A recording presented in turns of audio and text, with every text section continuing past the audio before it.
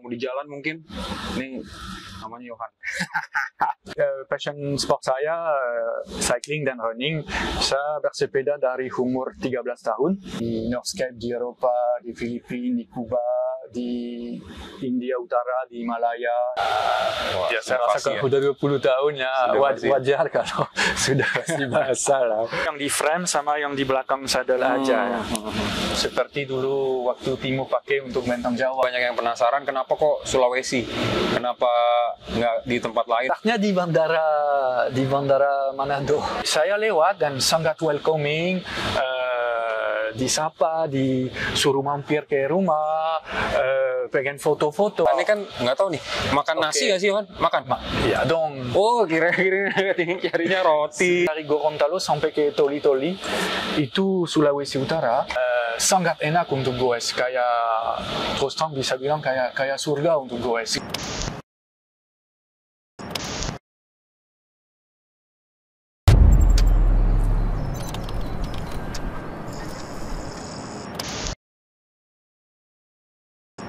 Ya, halo semuanya, selamat pagi. Gue Timothy dari Decathlon Pondok Indah. Kali ini kita akan kedatangan bintang tamu nih, Johan. Panggilannya Johan Masbul. Wah, kalau udah mungkin banyak yang tahu, tapi banyak juga yang belum tahu. Nah, sekarang kita ngobrol-ngobrol tentang Johan, gimana pengalamannya dia suka ultra cycling dan ultra running juga. Kalau banyak yang belum tahu, kita bisa kenalan lebih dalam lagi sama Johan. Dia juga teammates Decathlon Indonesia, udah dari awal Decathlon Indonesia berdiri, sudah dari tahun berapa Pak? 2017. 2017, sudah hampir toko pertama. Udah hampir 6 tahun lebih ya, 6 tahun lebih. Jadi kalau ketemu di jalan mungkin, ini namanya Johan. Oke, langsung aja. Mungkin perkenalan Pak, sama yang belum tahu kan kita udah kenalan, udah tahu lah Pak Johan tuh. Yeah. Banyak juga yang belum tahu nih yang nonton siapa itu Johan. Mungkin passion sportnya apa, kapan mulai olahraga, mungkin boleh cerita dulu Pak. Ya, terima kasih Timo. Ya, saya Johan. Jadi passion sport saya cycling dan running. Saya bersepeda dari umur 13 tahun. Dan dulu ikut racing, terus ikut touring juga, mountain bike. Saya suka beberapa disiplin ya. Kalau running saya mulai di sekitar umur 22 tahun.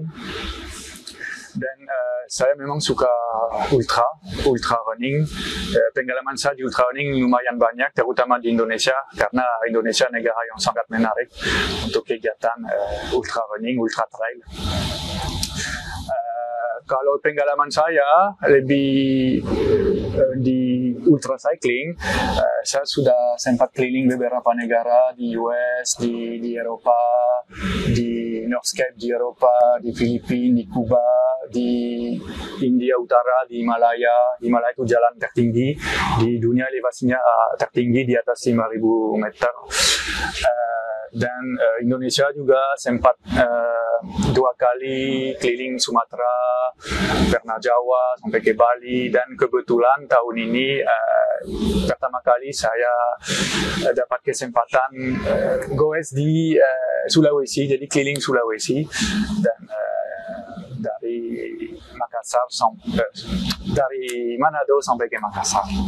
Lah, kurang lebih inilah pengalaman saya. Nah, wah, tuh, tahu sendiri kan seperti apa itu Johan. Jadi kalau banyak yang belum tahu, mungkin kita di episode kali ini nggak cerita semuanya ya. Mungkin kita akan fokus di turnya yang terakhir itu di Sulawesi.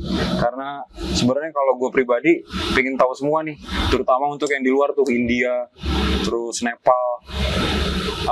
Mungkin kalau pribadi gini dia udah cerita lumayan ya, paling nggak kasarnya lah, tapi untuk detailnya mungkin di episode berikutnya kita bisa kulik lagi tentang Johan. Tapi untuk yang episode kali ini kita bahas tentang yang Sulawesi. Mungkin untuk pertanyaan pertama tuh, kenapa kok Johan suka olahraga ini? Motivasinya apa? Kenapa bisa sampai sekarang konsisten setiap hari ya Pak Johan ya? Sepedahan olahraga setiap hari ya? Ya, hampir tiap hari. Hampir tiap hari. Apa motivasi terbesarnya? Kenapa suka dengan olahraga itu? Itu aja pertanyaan pertama Pak. Oke, kalau secara keseluruhan, sebenarnya olahraga sepeda itu passionnya saya dapat dari kakek dan papa saya karena mereka dulu atlet sepeda. Jadi waktu saya kecil, mulai di umur 12 tahun, ya suka ikutin papa saya walaupun awalnya kan memang jaraknya pendek, dan dari situ mulai passionnya, mulai pengen ikut racing. Awalnya saya memang bukan orang yang suka ikut sepeda touring, lebih fokus ke racing dari umur 12 sampai 20. Nah, setelah itu kebetulan waktu kecil ini saya orang yang sangat sensitif di mobil, dan kalau naik mobil lama, terus terang saya suka mabuk di mobil, perjalanan mobil ya. Nah, jadi waktu itu saya masih ingat di musim panas tahun 1997, saya putuskan nyusul, kan orang tua saya dari Prancis Utara, dan biasanya mereka naik mobil cukup lama, hampir 2 hari sampai ke Prancis Selatan, dan saya agak sedikit males, dan karena juga suka mabuk di mobil, saya pikir bagaimana kalau saya coba goes saja, jadi dari Prancis Utara ke Prancis Selatan, punya sepeda lah, mungkin bawa sedikit baju lah, simple, saya belum ada pengalaman sama sekali. Dan itu pengalaman saya pertama kali goes touring agak jauh. Dari situ saya sadar bahwa memang ini pengalaman yang luar biasa, bisa menikmati pemandangan, dan ini ada sedikit juga petualangan karena kita nggak pernah tahu apa yang akan terjadi di perjalanan, mau tidur di mana, mau makan apa. Walaupun memang di tahun pertama sebenarnya rute saya lebih teratur karena pengalaman pertama, jadi saya sudah tahu tiap hari etapenya di mana dan kira-kira mau tidur di mana. Sebenarnya untuk tahun pertama tidak terlalu sulit, cukup teratur lah. Ini ya awalnya pengalaman saya beginilah touring sepeda. Wah, seru banget ya.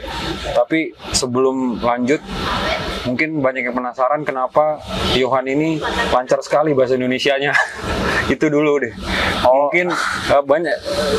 Sebelum lanjut, kita tanya lagi ke Johan, kok bisa bahasa Indonesianya lebih lancar dari saya, malah lebih bagus bahasa baku Indonesianya lebih bagus dari orang Indonesia nih. Apa itu aja Pak? Sedikit cerita aja. Pasti banyak yang. Ini sebenarnya jawabannya simpel karena saya sudah di Indonesia dari tahun 2002, sudah 20 tahun. Jadi ya saya rasa kalau udah 20 tahun ya wajar kalau sudah pasti bahasa lah. Udah itu intermezzo aja Pak. Jadi pasti banyak yang penasaran juga.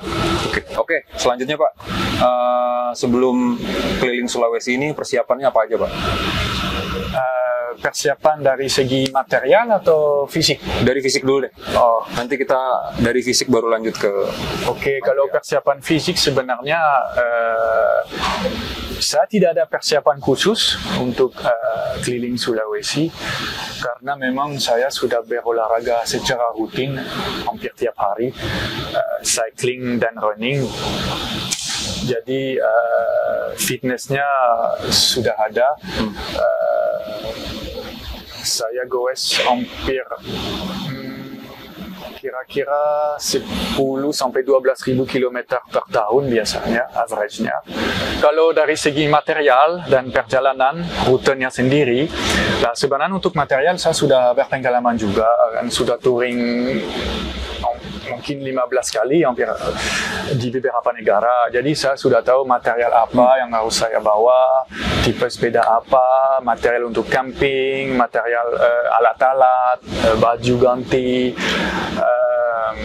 Pokoknya peralatan itu karena saya sudah berkali-kali touring, saya sudah punya list sebenarnya di laptop ada list. Main listnya Pak ya? Ya, main listnya ada list. Jadi untuk persiapan material, ya untuk saya itu sesuatu yang sudah lancar ya, bukan masalah. Kalau khusus material memang tahun ini terakhir saya pakai MTB. Jadi kenapa saya pakai MTB? Kenapa saya nggak pakai road bike ataupun gravel? Ya sebenarnya saya selalu khawatir, saya nggak tahu kondisi rutenya di sana, karena belum pernah ke Sulawesi ataupun di perjalanan yang lain, waktu ke Himalaya terutama, saya nggak tahu rutenya. Jadi saya harus siap, mungkin lebih pesimis, cuma saya harus siap, siapa tahu kalau jalannya benar-benar rusak, jalan berbatu, sepanjang hari, sampai ratusan kilometer lah, kita nggak pernah tahu lah. Karena itu saya putuskan untuk pakai MTB, bannya lebar, ban yang ada grip lah, ya seperti contoh MTB ini. Cuma memang untuk perjalanan berikutnya, next year lah, saya rasa saya mau ganti dan pakai sepeda gravel ya. Oh ya. Ya. Kenapa Pak? Kenapa alasannya apa? Karena MTB berat. Jadi sepeda saya MTB yang kemarin pakai di Sulawesi berat total 27 kilo. Dengan peralatannya? Iya, 27 kilo. Dan sebenarnya di trip sebelumnya, di perjalanan sebelumnya, waktu goes keliling Eropa sama di US, berat total sampai 35 kilo karena waktu itu saya bawa lebih banyak bagasi. Bawa tenda, juga bawa alat-alat jauh lebih banyak. Dan saya sadar memang itu sepedanya terlalu berat ya. Kayaknya gak worth it lah. Lebih baik, kan apalagi dulu tidak ada sepeda tipe gravel. Kan gravel itu trending masih relatif baru, masih 2-3 tahun ya. 3 tahun lalu sebut saja sepeda gravel, orang tidak tahu ya. Banyak yang tahu ya Pak. Ya. Dan kenapa juga saya pakai MTB untuk Sulawesi? Karena memang saya sudah punya MTB-nya dan saya pakai MTB itu di tahun 2019 di Vietnam, waktu saya keliling Vietnam dan Laos, dan 2020 waktu keliling Jawa sampai ke Bali. Jadi ya, MTB sudah ada, saya udah pengalaman dengan MTB itu, jadi ya udah untuk Sulawesi saya pakai lagi. Tapi nextnya saya mau adaptasi dan akan pakai gravel ya. Jadi latihan pun nanti udah mulai harus pakai gravel ya? Iya. Wah, menarik. Juga untuk bike-nya, selama ini saya masih pakai sistem konvensional dengan pannier di samping. Ya, tambahan pannier ya Pak? Iya, cuma untuk nextnya sepertinya akan saya pakai bag-nya lebih posisinya yang di frame sama yang di belakang saddle aja ya. Seperti dulu waktu Timo pakai untuk Menteng Jawa. Iya. Tapi jujur aja saya malah tertarik dengan konvensional itu Pak. Kenapa? Pertama bawaannya pasti lebih banyak. Iya. Itu aja kalau saya. Saya bawanya barangnya banyak. Gitu. Karena menarik tuh. Saya harus testing dulu. Kalau memang mau pakai tas di belakang saddle, saya harus testing dulu cukup muat nggak? Iya, pasti ada plus. Iya betul. Tidak muat pasti balik ke sistem konvensional ya. Ada plus ada minus ya Pak. Iya. Tapi dicoba. Oke, menarik. Selanjutnya Pak, mungkin banyak yang penasaran kenapa kok Sulawesi? Kenapa nggak di tempat lain mungkin? Oke. Ya. Kenapa Sulawesi? Sebenarnya kalau touring, saya utamakan touring di luar negeri. Kenapa di luar negeri? Karena memang saya tinggal kerja di Indonesia sepanjang tahun, jadi pengen juga ada pengalaman di luar ya. Maka 2018 ke Himalaya, 2019 ke Vietnam lah. 2020 kebetulan rencana mau keliling, mau ke Jepang. Cuma karena COVID memang tidak bisa pergi ke luar negeri ya. Dan ternyata 2021 masih sama kondisinya. Karena itu 2021 saya putuskan saya akan keliling di Indonesia saja, masih susah ke luar negeri. Kalau Sumatera sudah pengalaman 2 kali sepedaan dari Medan ke Jakarta lewat lingkar barat dan lewat lingkar timur juga. Keliling Jawa sudah, Bali sudah. Kalau Kalimantan sebenarnya saya belum pernah touring goes di sana, tapi saya pernah tinggal kerja juga di Kalimantan selama hampir 2 tahun. Jadi udah pernah ke sana sih, pengen sesuatu pengalaman yang baru. Nah, pindahnya ke Sulawesi, karena Sulawesi ya selain pergi ke tempat wisata ya, seperti Tanah Toraja, cuma ini sebagai turis lah, pakai mobil sama keluarga lah. Dan juga di Sulawesi pulaunya cukup besar lah dan banyak tempat yang saya tidak tahu sama sekali. Ya sudah. Akhirnya saya putuskan mau ke Sulawesi. Nah, kebetulan tahun kemarin karena satu dan lain hal saya tidak sempat berangkat ke Sulawesi. Perjalanannya batal 2 minggu sebelumnya. Jadi saya ada hutang pergi ke Sulawesi. Akhirnya jadi tahun ini 2022. Historikalnya, riwayatnya seperti ini. Totalnya berapa kilo sih Pak? Dan elevasinya mungkin bisa diceritain? Totalnya Sulawesi totalnya 3.600 km. 3.600 kilo. Iya. Jadi itu totalnya mungkin banyak yang penasaran juga Pak. Berapa total kilometer dan mungkin elevasinya Pak? Kalau perjalanan Sulawesi totalnya 3.600 km. 3.600 km? Iya. Dalam waktu 20 hari. 20 hari. Kalau elevation totalnya gainnya 40.000. 40.000. Berarti kalau Everest itu 10.000, berarti 4 kali naik Everest tuh kayaknya. Iya kan Pak? Iya. Iya. Wah, luar biasa Yohan. Sebenarnya di Sulawesi tidak ada tanjakan sangat tinggi. Ya, mungkin bisa. Tapi tanjakannya banyak. Tanjakannya sangat banyak. Pengalaman saya di Sulawesi, tanjakan paling tinggi itu di daerah Poso, itu jalan dari Palu ke Poso, naik ke elevasi 1.700. Dan sebenarnya 1.700 tidak terlalu tinggi. Kalau di Pulau Jawa ada banyak jalan yang elevasinya di atas 2.000. Contoh di Bromo dan lain-lain. Jadi itu di Sulawesi tidak banyak jalan yang elevasi tinggi, tetapi tidak banyak jalan juga yang rata lah. Jadi intinya selalu nanjak turun terus lah.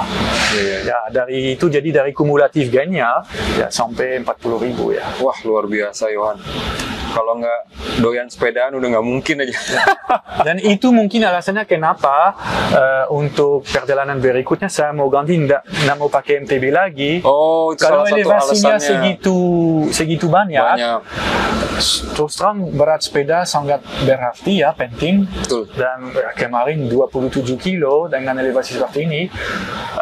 Challenge-nya cukup berat lah. Jadi saya mau utamakan, saya mau coba fokus bagaimana cara mengurangi juga berat sepedanya lah. Ya. Oke, untuk selanjutnya Pak, di sepanjang Sulawesi ini pengalaman atau di perjalanan yang paling mengesankan untuk Mas Yohan? Dari awal mungkin ya. Itu startnya di kota apa sih Pak? Startnya di bandara Manado. Oh, di bandara Manado. Iya, benar-benar start dari situ. Jadi turun dari pesawat, ambil kan sepeda dibungkus di kardus, ambil di bagasi, langsung pasang sepedanya di dalam bandara. Jadi buka kardus dekat karusel bagasi, buka di kardus, situ langsung knockdown di situ. Langsung pasang roda, pasang sadel, pedal, dan keluar dari bandara, keluar dari pintu keluar bandara, dorong sepeda, pakai baju sepeda, dorong sepeda. Jadi benar-benar startnya benar-benar dari bandara lah. Dari bandara, dari ambil bagasi ya Pak? Iya. Dari halus. Oh. Dan kadang juga di pengalaman saya kalau perjalanan ke luar negeri, kadang juga saya khawatir mungkin kalau bandara internasional kadang nggak boleh juga sepedaan di situ ya, karena jalannya khusus untuk mobil ya, kendaraan bermotor lah. Oh iya betul. Cuma kalau di Manado memang bandara nggak terlalu besar, jadi ya it's okay lah keluar dari bandara dorong sepeda mulai goes. Memang ada banyak orang yang lihat saya dan dia ini jadi start dari Palu. Habis itu mungkin momen atau pengalaman yang menurut saya sedikit cukup luar biasa, seberapa welcoming masyarakat di sana, di luar kota besar, di luar Manado, Makassar dan mungkin area Tanah Toraja. Kenapa saya bilang di luar area tersebut? Bukannya orangnya nggak ramah di situ, bukan. Tapi di situ sering ada turis, sering ada orang luar, sering ada orang bule. Jadi udah terbiasa. Cuma sepanjang perjalanan di tempat yang lebih remote, yang saya juga lewat banyak tempat kampung-kampung, sepertinya di sana orangnya sampai nggak pernah lihat orang bule. Jadi saya lewat dan sangat welcoming, disapa, disuruh mampir ke rumah, pengen foto-foto, sampai ada mobil lewat, mobilnya berhenti, saya lagi goes, mobilnya berhenti, drivernya turun sama keluarga dan minta saya berhenti untuk foto. Oh ya, itu di kota apa Pak? Masih ingat nggak? Itu biasanya itu terutama di provinsi Gorontalo sama ada jalan dari Gorontalo sampai ke Toli-Toli, itu Sulawesi Utara. Jalannya sangat sepi, kawasannya sangat kampung, sangat enak untuk goes, kayak terus terang bisa bilang kayak surga untuk goes. Karena mobilnya sangat sedikit, pemandangannya sangat luar biasa, kondisi jalan di situ juga cukup bagus, ideal ya untuk goes, itu ideal banget. Dan memang ya masyarakat sangat jarang lihat orang bule, jadi terutama turis asing ya Pak. Di Pulau Jawa sudah tidak begini, karena di Pulau Jawa sudah terbiasa lihat foreigner lah intinya. Tapi di sana masih tidak umum ya Pak, tidak umum. Luar biasa lah ini, dan sangat welcoming. Saya merasa sangat bahagia, sangat nyaman, saya ada welcoming begitu dari masyarakat sana. Nah, itu momen yang luar biasa untuk saya. Ada juga satu pengalaman lain. Ini sebenarnya dari perjalanan dari Palu menuju ke kota Poso. Dan kalau dari Palu ke Poso memang ada jalan raya ngikutin pinggir laut. Cuma kalau saya kan suka cari gunung. Lah ada juga satu jalan namanya Napu, Puncak Napu. Itu gravel juga, jalan off-road ya. Dan sebenarnya waktu itu saya agak ragu ke sana karena kebetulan area Napu itu area yang sangat sensitif karena kelompok radikal teroris Sulawesi. Ya kebetulan base camp mereka dari sudah sekian tahun belakangan ini ada di area Napu. Jadi saya juga sangat hati-hati dan saya cari informasi dulu. Nah, informasi yang saya dapat sekarang area itu sudah lebih aman, tapi tetap di sana banyak checkpoint, banyak tentara, banyak polisi. Jadi saya kayak dilema ini bagaimana. Saya sangat pengen ke puncak itu, pasti pemandangan yang termasuk yang paling bagus di Sulawesi. Di sisi lain ada sedikit feeling ini bagaimana, aman nggak? Itu rutenya etape Palu Poso, sesuatu yang sangat luar biasa juga. Mengesankan untuk Johan ya. Ya, saya pasti akan ingat ini memorinya yang bisa terlihat dari ekspresinya Johan juga kalau dia benar-benar kemarin tuh perjalanan Sulawesi itu salah satunya yang sangat mengesankan buat Johan. Untuk untuk ini banyak yang pasti pertanyaan juga untuk makanan. Nah, Yohan ini kan nggak tahu nih makan nasi nggak sih Yohan? Makan? Ya dong. Oh, kira-kira carinya roti gitu kan? Makannya apa kalau Yohan? Ya sebenarnya masalah nggak buat Yohan makanan itu tidak masalah, dan terus terang kalau orang suka touring sepedaan, Indonesia itu termasuk negara yang sangat gampang. Intinya tidak challenging karena cari makanan ya di mana-mana ada. Mungkin di Sulawesi nggak sebanyak Pulau Jawa, cuma kan di Indonesia karena nggak mungkin goes lebih dari 5 km pun nggak ketemu ada desa, ada warung, ada betul. Pasti di mana-mana ada. Betul. Dan itu juga unik di Indonesia, buka siang buka malam ya. Jadi challenge terus terang kalau dibandingkan goes di Eropa pun. Mungkin boleh cerita Yohan di Eropa, di Amerika tuh gimana? Kalau di Eropa dan di Amerika biasanya bawa peralatan untuk masak. Karena kalau di tengah malam goes kita mau cari kan warung di sana nggak ada. Minimarket tutup. Ya itu di Eropa kan minimarket jam 6 sore udah tutup. Sampai kalau di Eropa siang pun jam 12 sampai jam 2 minimarket tutup. Iya, istirahat ya mereka ya. Hari Minggu semua toko tutup full day. Ya beda lah. Ya nggak bisa bandingkan antara di Eropa ataupun di US dengan Indonesia. Kalau mau cari makanan tersedia di mana-mana gampang.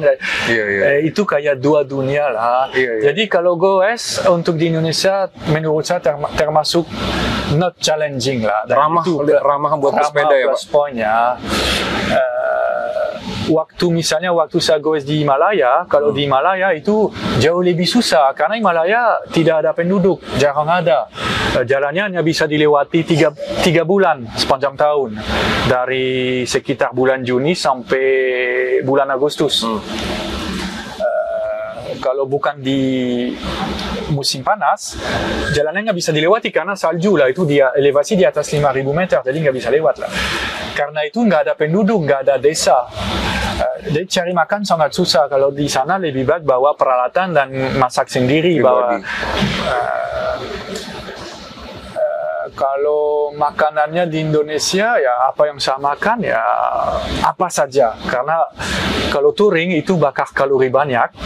Goes hampir non-stop, mulai sekitar jam 5:30 pagi sampai maghrib non-stop goes. Jadi perlu kalori, bisa makan apa aja lah.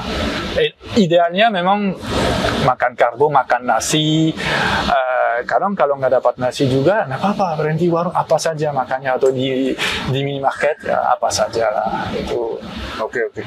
Mungkin pertanyaan selanjutnya itu selama perjalanan ada trouble yang bikin perjalanan Yohan tuh terganggu atau enggak, atau trouble sepeda atau apapun? Trouble yang bikin terganggu untuk perjalanan Sulawesi ini terus terang tidak ada, hanya yang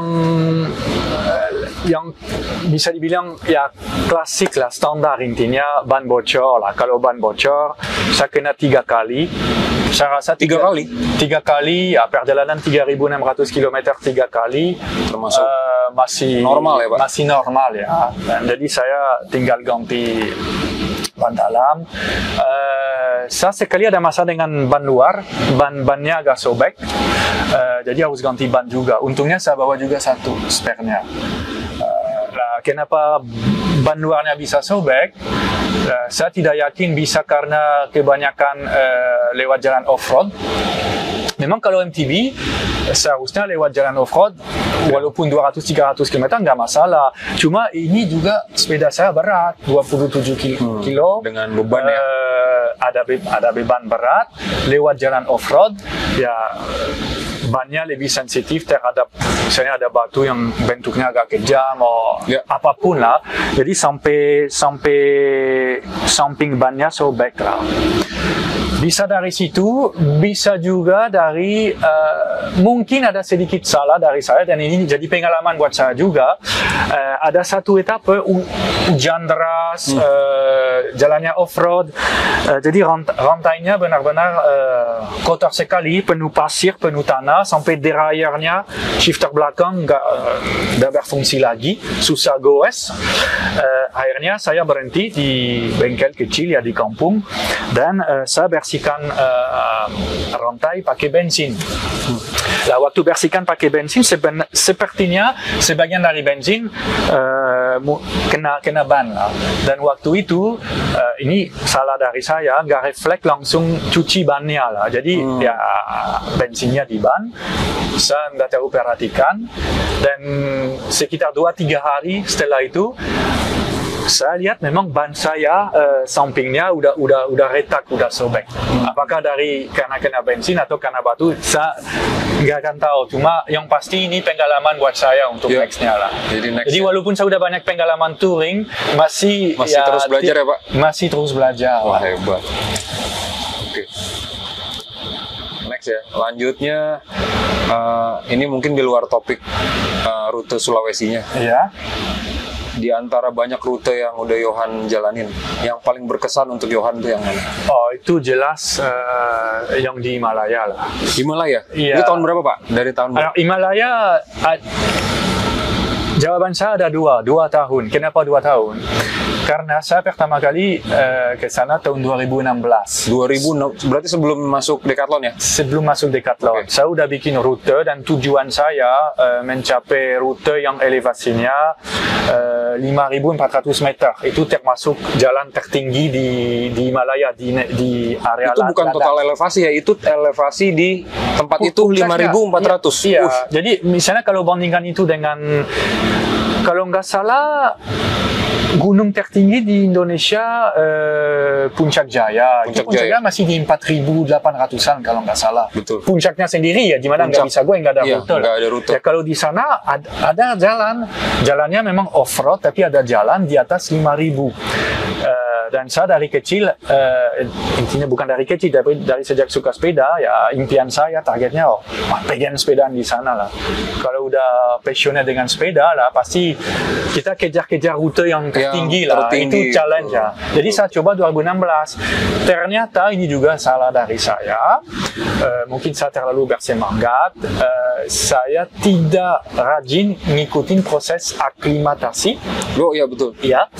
Jadi saya dalam waktu hanya 1-2 hari langsung naik ke puncak, elevasi di atas 5.000, dan saya kena penyakit AMS, Acute Mountain Sickness.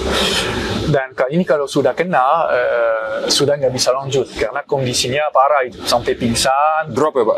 Iya, udah nggak ada stamina, nggak ada tenaga, matanya mulai jadi buram, napasnya udah susah, dan sampai nggak bisa goes, sampai benar-benar pingsan ya. Saya pingsan, ada orang bantu saya, ada jeep lewat dan ada orang bantu saya bawa ke rumah sakit dan dicek oksigennya udah turun sampai ke level yang sangat berbahaya, rendah. Ya, jadi waktu kena AMS, Acute Mountain Sickness, jadi saya pingsan, saya pingsan di pinggir jalan. Pingsan, Bapak pingsan? Ya pingsan, nggak sadar. Saya pingsan sekitar siang, mungkin jam 12 siang, dan saya bangun, mungkin 8 jam kemudian saya bangun, saya nggak tahu saya di mana, dan saya tidak ada di tempat yang sama, saya udah ada di semacam klinik ya, dari tentara sana, karena di sana ada banyak tentara, ada tentara India yang jaga, karena perbatasan juga agak sensitif areanya, cukup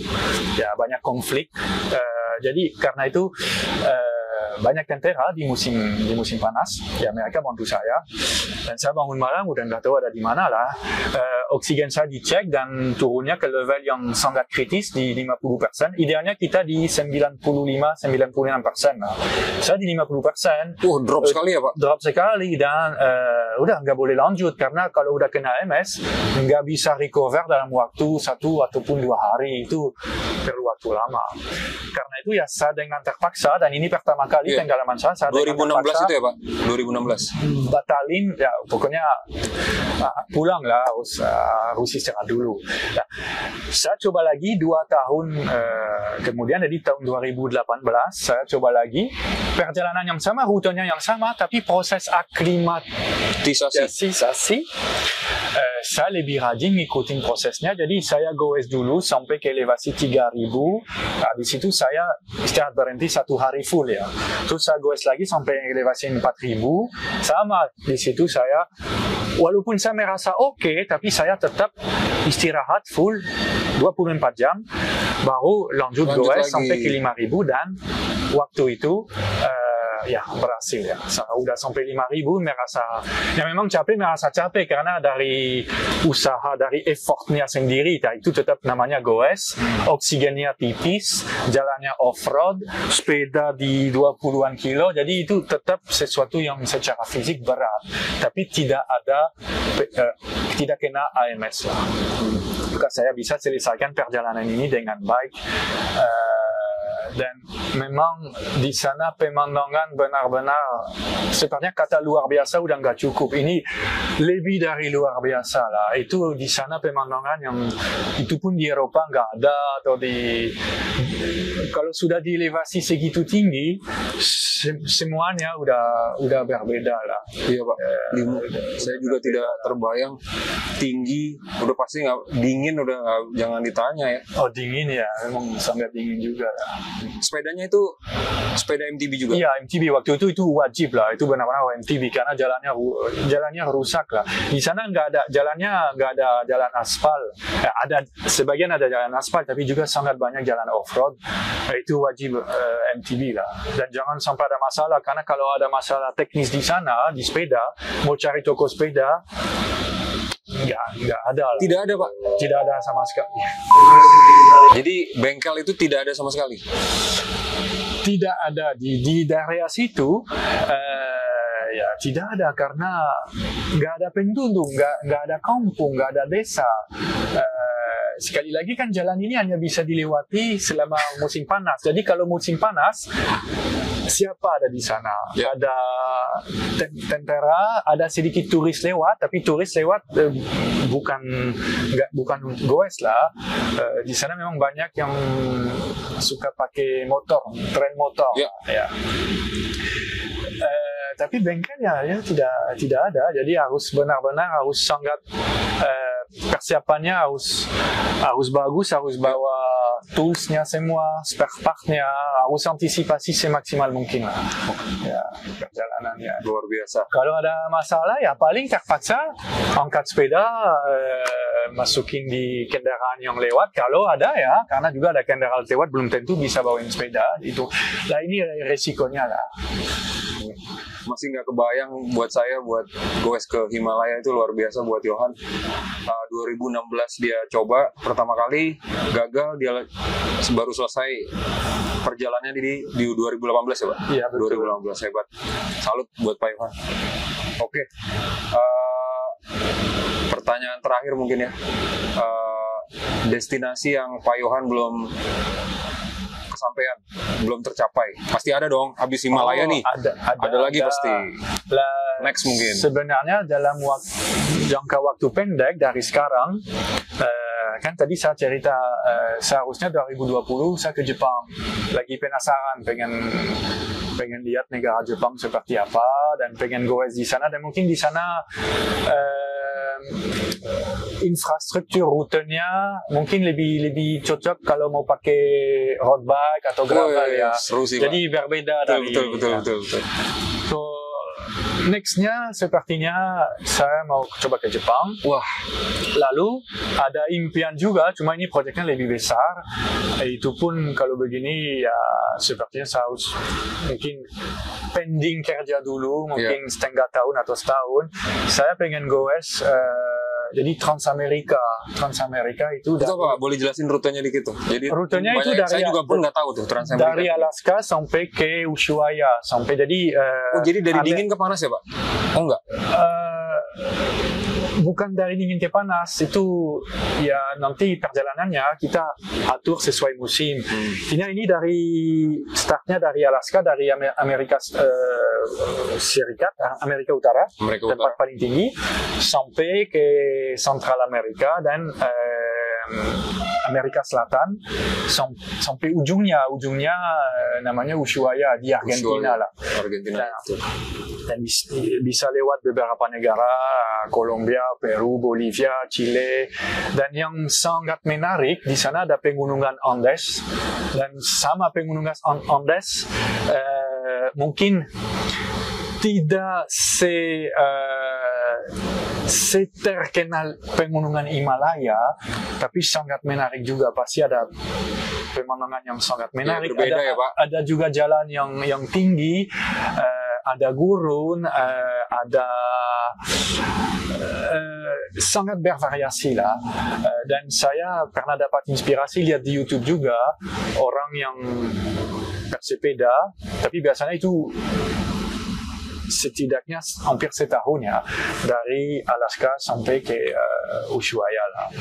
Jadi ada dua opsi sih, bisa 1 tahun dari Alaska sampai Ushuaia, atau bisa mungkin hanya dalam tanda kutip hanya 5-6 bulan, itu startnya dari Central Amerika, misalnya startnya dari Kolombia. Jadi hanya 1 benua. Kalau Transamerika itu 2 benua, Amerika Utara dan Amerika Selatan. Tapi bisa juga 1 benua aja Amerika Selatan ya. Ini termasuk bucket list saya. Ya, kapan-kapan lah. Pasti Ini harus berani, harus make the step lah, harus ada langkah pertama, karena ini persiapan ini sudah lain ya. Ini udah beda liga. Ini udah benar-benar harus persiapan logistik, different game ya, Pak, different game. Iya, jauh lebih besar. Ini project ya dalam hidup, mungkin sekali aja project sebesar itulah planningnya. Bucket listnya Pak Yohan, wah luar biasa. Kalau teman-teman mau tahu mungkin perjalanannya Yohan bersepeda atau lari, dia punya Instagram juga. Coba Pak, Instagramnya. Ya, orang banyak yang mau tahu pasti. Iya, saya punya Instagram. Tapi sebenarnya saya nggak terlalu. Nggak apa-apa. Mungkin habis ini kalau update jadi bisa. Saya nggak terlalu aktif sih. Nggak apa-apa tuh, nggak apa-apa. Akunnya Pak tuh, akunnya Instagram Yohan. Oh, kalau akun saya Yohan MB ya. Yohan MB atau Strava-nya. Oh, kalau teman-teman punya Strava-nya update setiap hari. Kalau Strava lebih banyak. Apa Pak nama sisa Strava-nya? Sama sih, Yohan MB atau Yohan Masbul. Yohan Masbul, terkenal Yohan Masbul. Udah itu aja mungkin kali ini. Terima kasih atas waktunya Pak Yohan. Ya, terima kasih. Semoga cita-cita yang tadi itu tercapai. Oh ya, sekali lagi, Yohan ini kalau mau ngobrol-ngobrol langsung bisa ke Decathlon Pondok Indah. Dia sering ke Decathlon Pondok Indah. Jadi kalau mau ketemu Yohan secara langsung, ngobrol tentang sepeda, dia sangat welcome orangnya. Sangat ramah. Kalau mau ngobrol tentang olahraga bisa seperti ini, bisa berjam-jam kalau nggak diwaktuin.